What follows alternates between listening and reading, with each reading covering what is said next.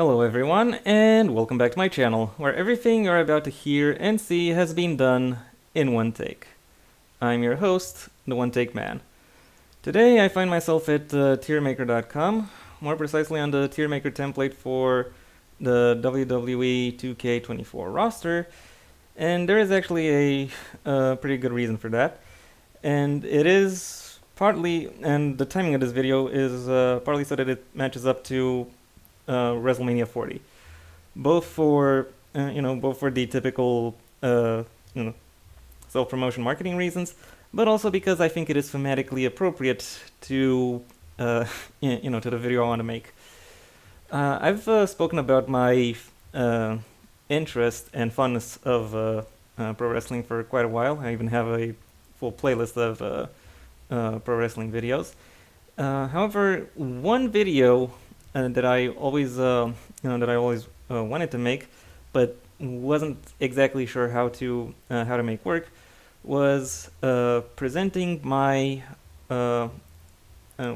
idea for what the perfect wrestling roster would look like.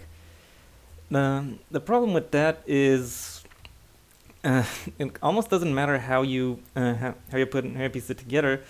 It always comes down to just listing names, and that's not always something that I think potential viewers would find interesting. On this occasion, however, I decided I would just go for it. And to that end, I found a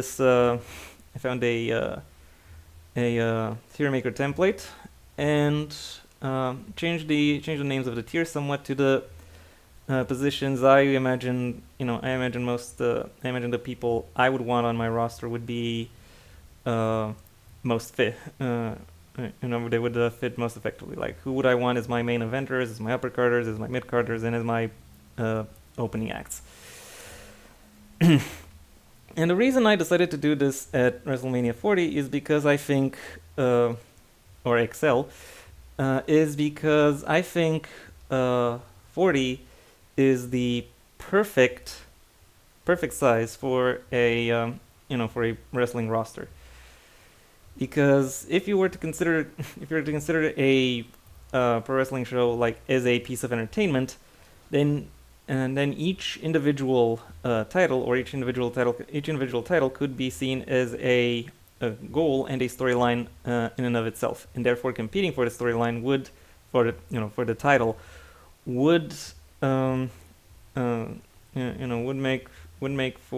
fill out the season as it would fill out a season or any particular any segment as it stands. Those would be the main storylines of the show moving forward, and then obviously you'd have a few others, etc. Why am I talking about? And if you have a world title, a world title or a main event title, a mid card title, and say a tag team title, well, that's as I said, 3 individual storylines, and with the tag team title, you actually need, that's somewhat unique because you actually need two champions, and therefore you have to double the number of competitors for that particular storyline. And my idea for Y40 is because I think somewhere between every title having somewhere between 8 and 10 contenders is pretty much the ideal number from a competitive standpoint.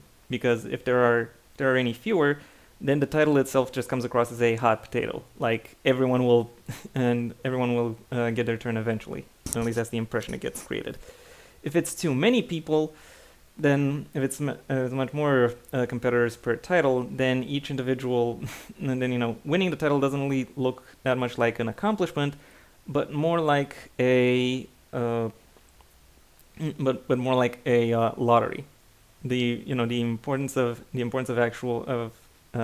actually being skilled ends up being sidetracked in terms of when compared to whether or not you you gain you gain popular appeal, or the appeal of the people backstage who would actually get you in the title picture.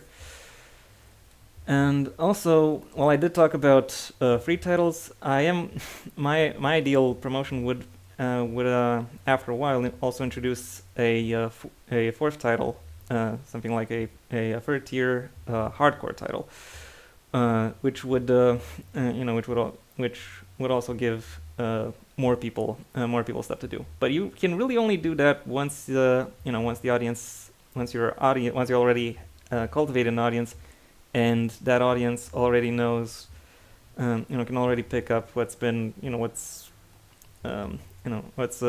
really going down, and that still keeps the competitive balance going. And for the sake of this video, I decided I would look through the roster of playable characters available for WWE 2K24 and select the closest approximation possible of my ideal roster based on that. In an ideal world, I would be able to select. I will be able to select wrestlers regardless of whether or not they currently wrestle or have wrestled in the WWE, and for what amount of time, because there are some strong contenders I can think of that have operated outside of that system entirely. But anyway, that is beside the point. I have a huge selection of people. And okay, some of these entries are actually duplicates. So duplicates, like for example, this guy here, there are like 4 variations of him. And yes, I know what his real name is, and I know there is another variant of him somewhere in the somewhere within this list. So I won't go too deep into explaining all of them. There's also that aspect that I would have to explain too much for people who aren't already in wrestling. That also kind of kept me away from doing this video. Anyway, I now have my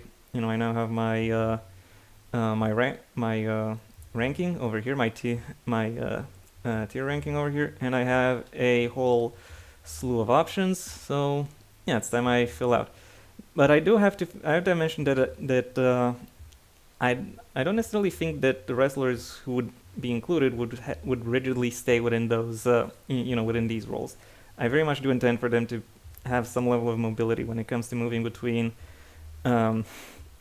mobility or fluidity when it comes to the roster and their roles within it. So someone who is currently a main eventer could end up falling down the card and competing for the second tier or even third tier title, and someone who could be competing for the third tier title at some point could be could rise up to becoming a main eventer. Anyway, those are the parameters I personally find myself working with. So now it's time to put 40 people on these tiers. And the first one, obligatory.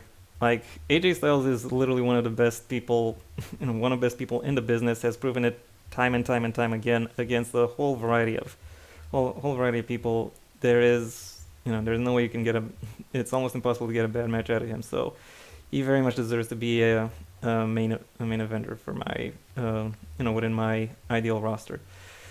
Now, who else do we got? I assume this is Titus O'Neil, but I have no way of knowing. Baron Corbin, I'll think about him. Andre the Giant, I'll keep him in openers for now. I might consider moving him. Let's see.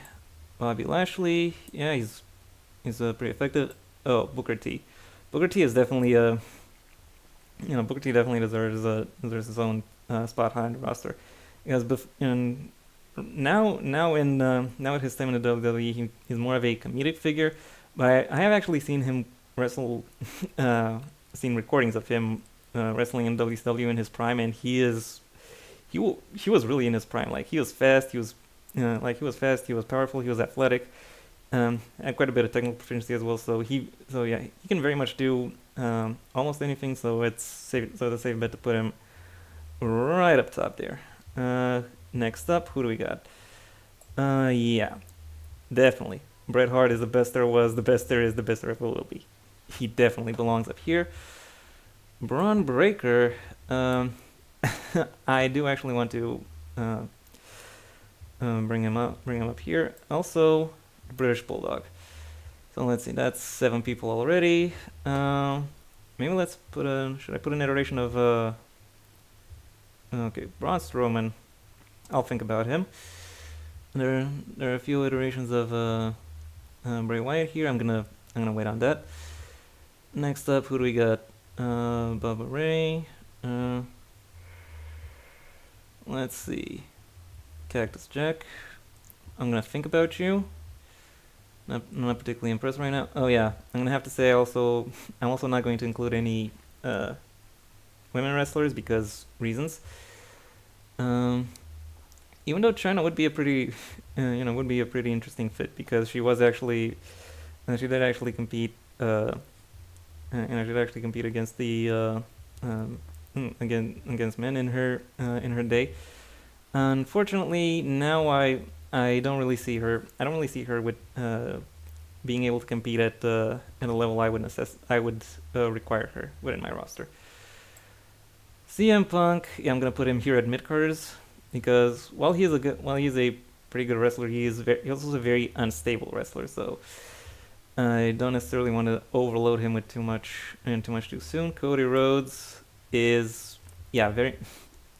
Is he befitting a main eventer? No, I'm gonna keep him in the upper card for now, because I've seen, while he has done a great job at proving himself as a powerful contender and as a legitimate superstar, he had some pretty sizable duds that he couldn't really walk away from or overcome. So upper card for now. Next up, who do we got? Carlito? No. Chad Gable. Yeah, actually, he could be good in the mid card right here as well. Now, next up, who do we got? Diamond Dallas Page. He's an upper carder, definitely. Like, he has plenty of ring presence. He has good, he has a good way of keeping himself in shape, and also he works as a good mentor figure. Actually, I'm gonna put him over here. Okay, so we're seems we're more than a quarter of the way through. That's good. Next up, who do we got? I forgot where I was.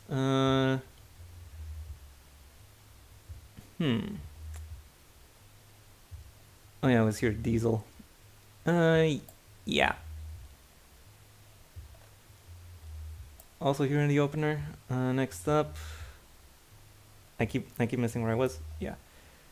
Drew Galloway definitely deserves not main event yet, but he's definitely an upper carder. Next up, Eddie Guerrero, and I'm gonna pick Prime Eddie Guerrero. I'm gonna say he's a main eventer. Like, he has he has a lot of ability, a lot of charisma, and he is in many ways a complete package who really was capable of making something of himself and becoming a genuine bona fide superstar. So for that reason, he's making it to the main event. And now next up, we got Hollywood Hogan, 80s Hogan, and a more modern Hogan.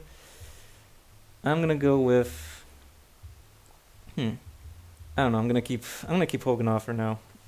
Like, I know he has a lot of charisma, but I also know he's a kind of a toxic figure behind the scenes. So I want to keep him off the roster for now. I might come back to him if I don't find anyone else who fits. Let's see what we got. Ron Simmons, no. Finn Balor, Maybe I'll come back to him.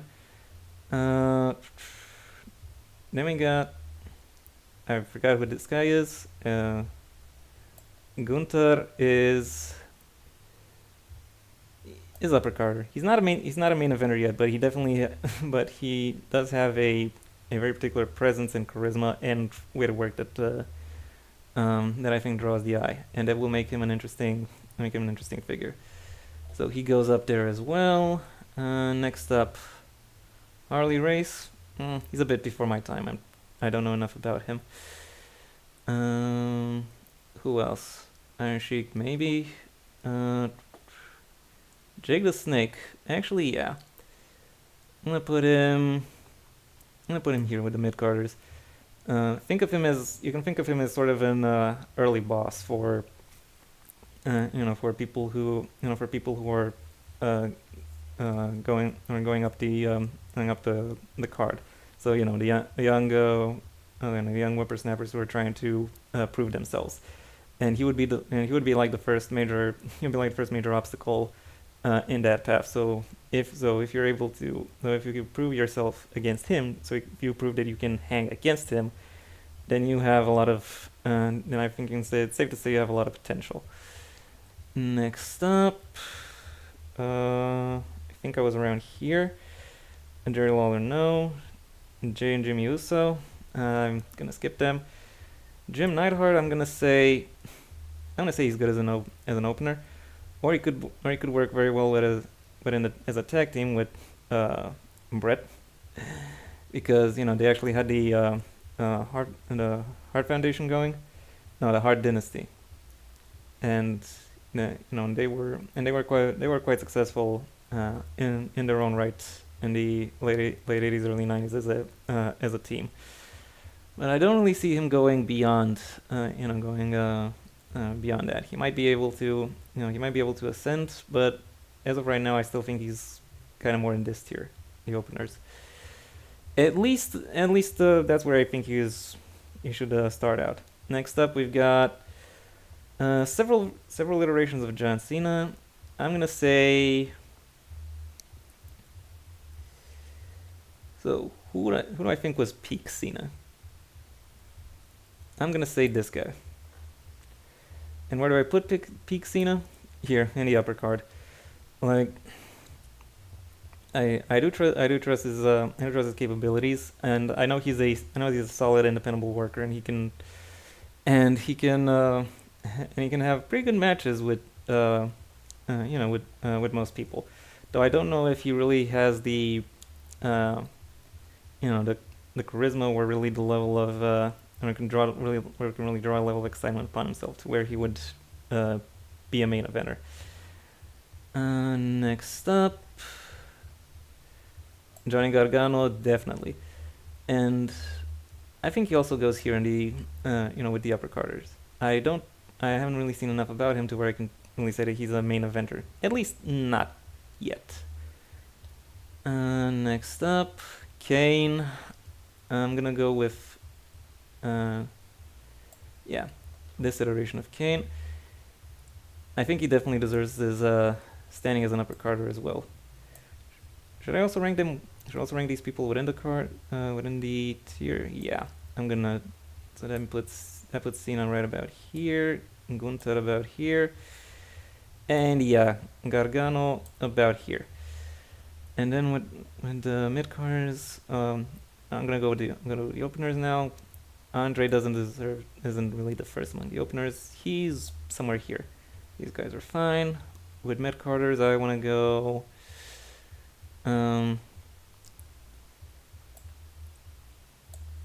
Punk, then Lashley, then Gable, then Braun, and yeah.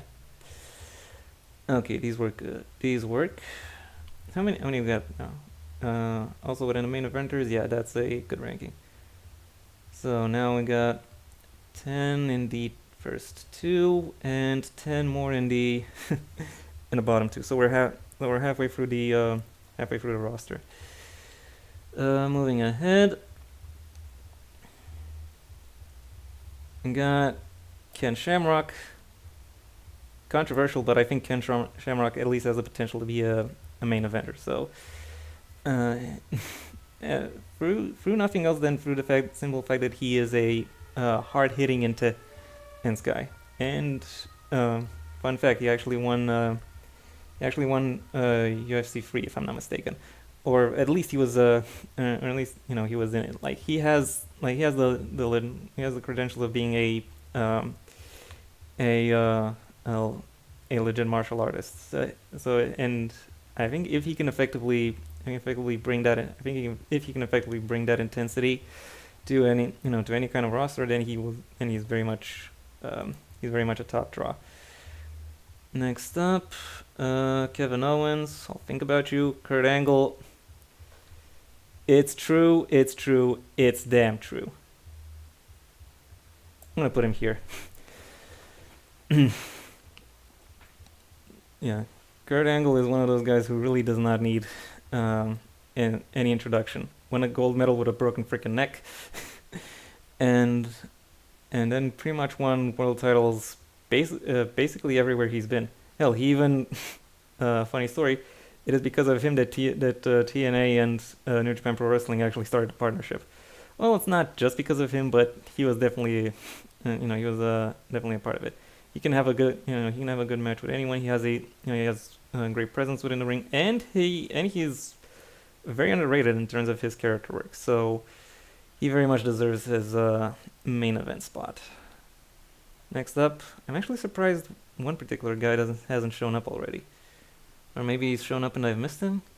No, it doesn't look like it. Oh, Bruno Sammartino is here. I'm gonna pass on him for reasons. Next up, who do we got? Kofi Kingston, Kevin Owens. I'm gonna skip Kevin for now. I'm gonna go Kofi. I think Kofi is about here in terms of the mid-carders. No, change my mind. He's here. He's here with the upper carders. Like, he has definitely shown that he own consistency. He has definitely shown athleticism. He might not have that final, that final draw that really pushes him over the edge into main event status. At least not for me, not as of right now. But I think he definitely belongs in the upper echelons. Next up. Next up we got R-Truth. Actually, again, this is more for consistency than anything else. He has he has a diligent work ethic, and he has some exciting charisma. So for that reason, he's here among the openers. I'm gonna put him ahead of the Anvil. Sorry, Jim. And let's see, we got 5, 11, 19, 24.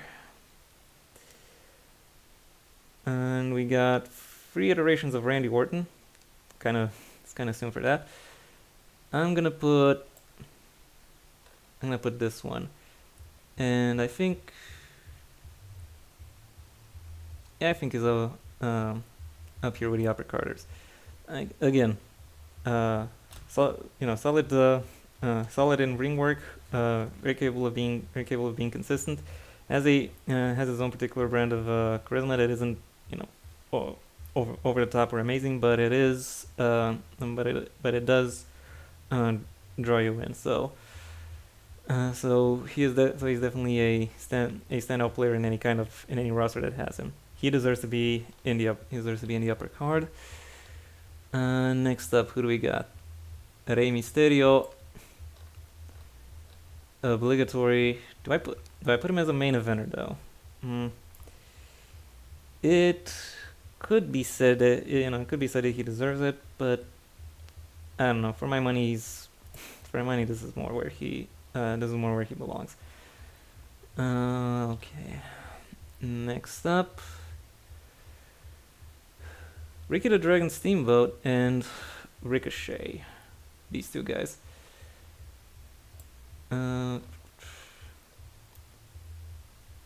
Ricky's definitely an upper carder. I'm gonna put him right around here. Like his technical ability and his charisma are very much underrated, and he does bring a bit of a level of old school flair that would definitely benefit this roster. And now where was I with Ricochet? I'm gonna put him here among the mid carders, right? Yeah, right here, right next to the top. I've seen him do a lot of very impressive work. He's paid a lot of dues, uh, and he has stood out in a very he's a very impressive wrestler, primarily from a physical standpoint, from the point of what it is that he can do and how he can put a match together. In other aspects like charisma and promos, he's kind of underrated, but he definitely deserves a place within this roster. Uh, the roster, which by the way counts 28 people so far. So moving ahead, uh, Rikishi, Rob definitely deserves right up here. He basically carried ECW, even though he was never even though he was never its world champion. And keep in mind that, uh, and then when he went into the WWE, he was very much recognized as was very much recognized as a valuable player, uh, who made a huge impact when he arrived. He even held the WWE title at the same time as he held the WWE's version of the ECW title, which which was very impressive. And then when he moved on to TNA and became and got into their main event scene as well. This guy is very much legit and very much deserves to um, deserves to hold his place within the higher echelons. So he goes in the main event. Next up, who do we have?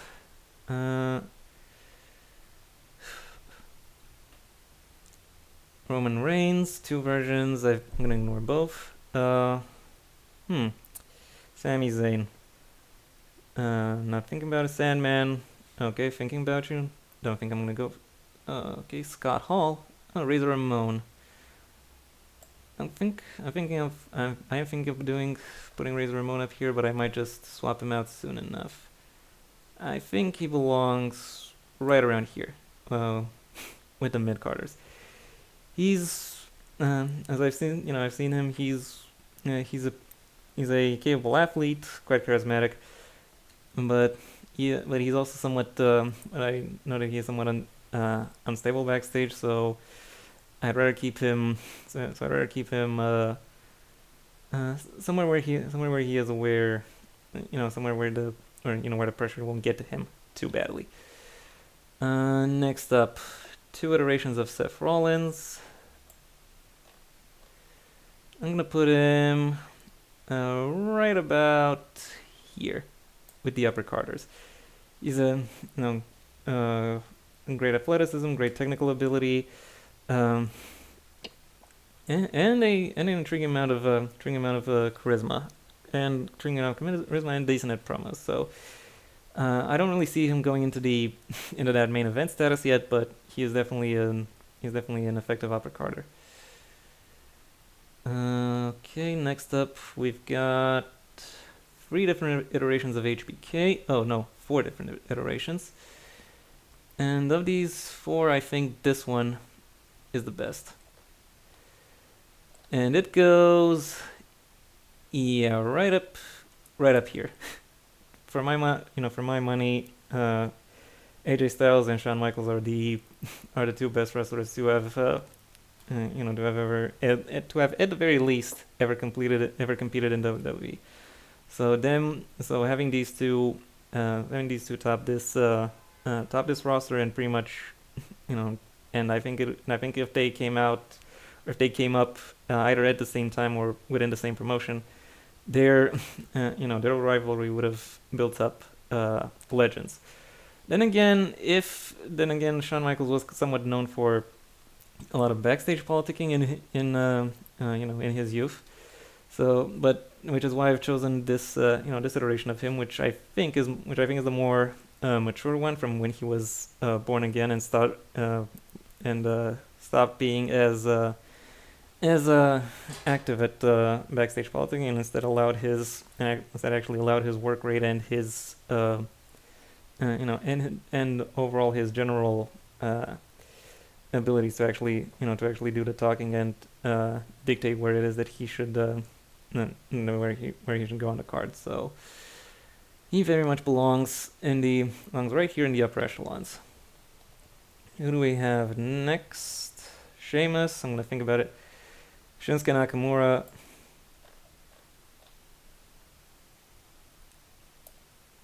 The fact that he isn't a main eventer for WWE now is very much is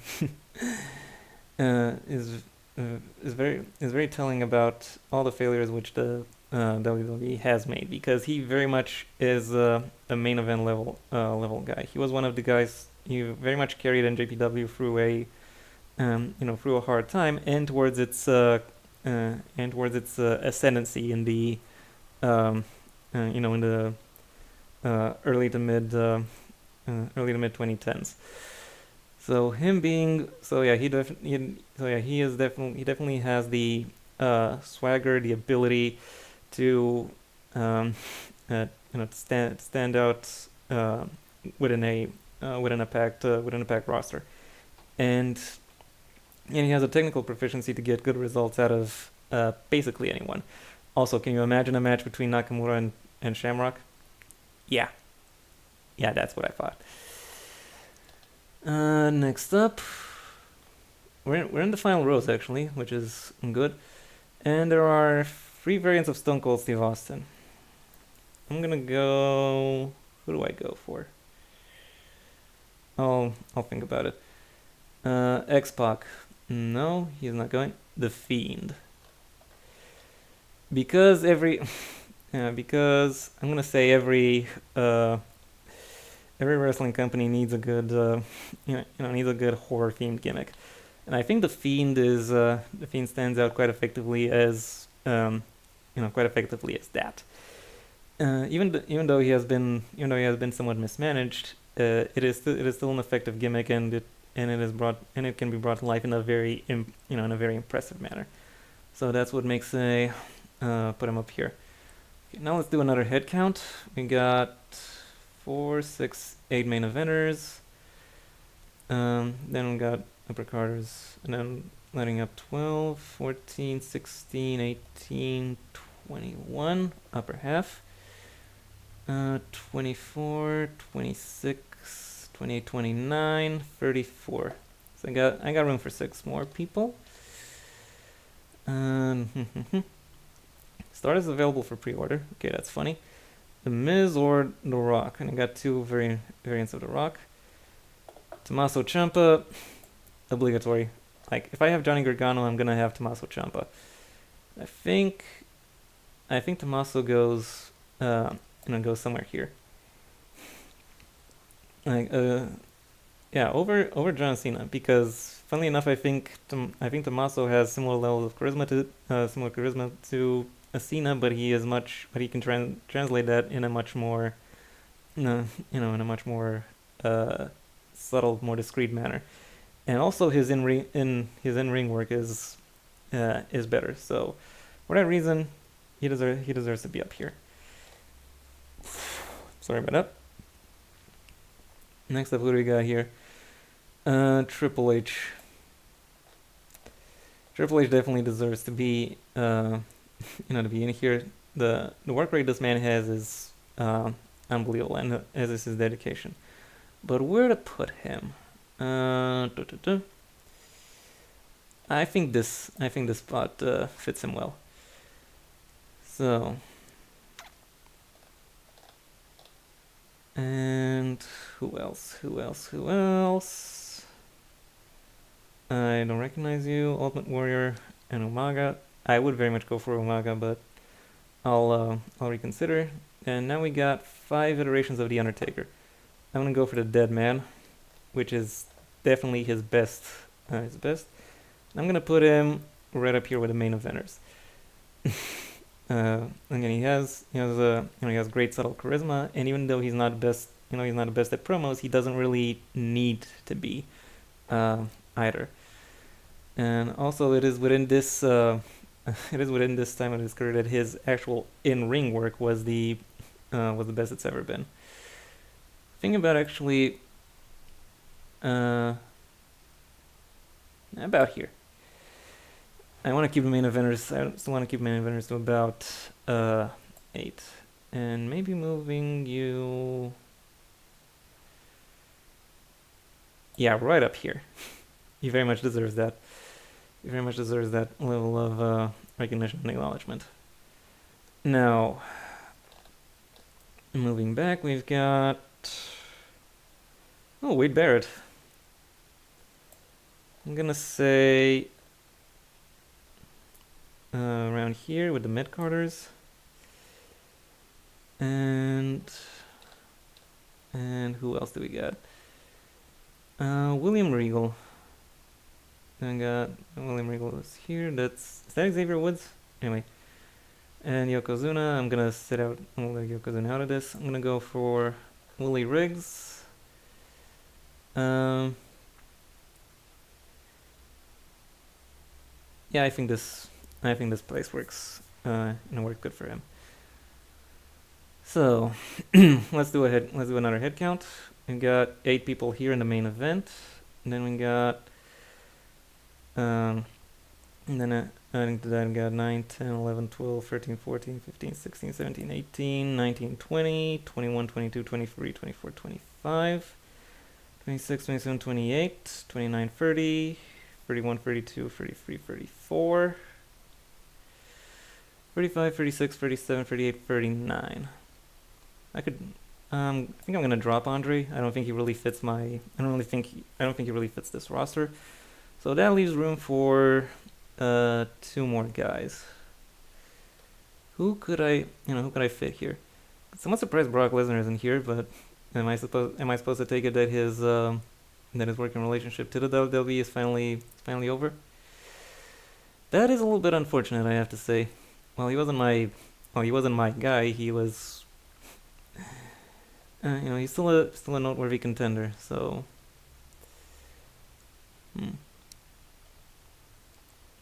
Anyway, who else could I appoint, given I only have 2 slots available? I'm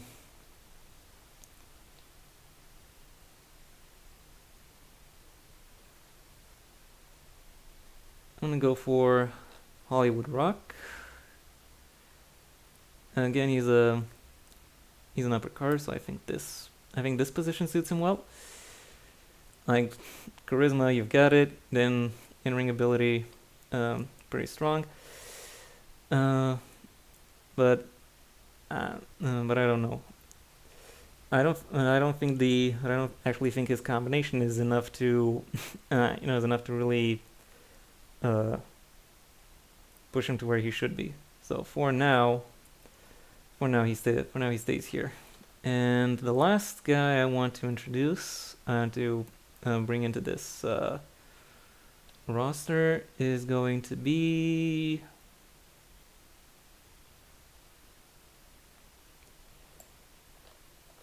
obligatory. Why just as an uppercarder, not as a main eventer? Well, I don't know. I don't really see him. I don't really see him. I don't really see him having the ability to match the main eventers.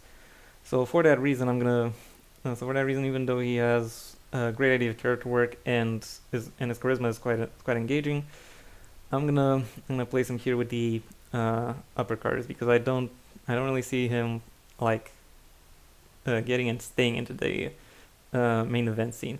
While he did place quite well, and while he was very well placed within the most lucrative time of WWE's career, it wasn't really lucrative because of the in-ring product, if I'm to be perfectly honest. So, and there are many others who overtake him in that regard.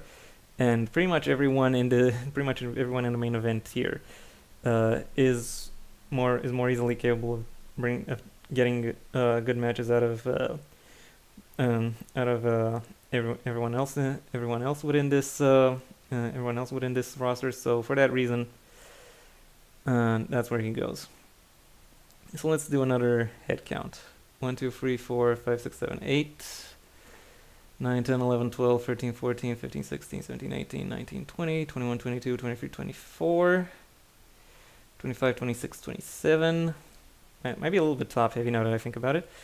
28, 29, 30, 31, 32, 33, 34, 35, 36, 37, 38, 39, 40. Okay, that is it. This is my ideal 40-man roster, looking solely through the WWE 2K24 roster. I hope you like it, and if you do, well then please like the video and maybe even share it wherever you think other people will also like the video. If there is anything you'd like to add, either to my video idea or to my selections, that's what the comment section is for. And if you want to see when my next video gets released, well then please subscribe. And ideally also ring the bell or do whatever else YouTube will ask of you in order to keep you notified. I also have a main channel where I talk about book-related and literature topics, a link to which you can find in the description down below. Right past my social media links, which I also suggest you check out, should you choose to. Additionally, you have the option of supporting me on Patreon, where depending on the level at which you pledge, you'll receive various perks. The specifics of which I will allow you to discover. And yeah, that's basically all I had to say. Until next time, I have been the One Take Man.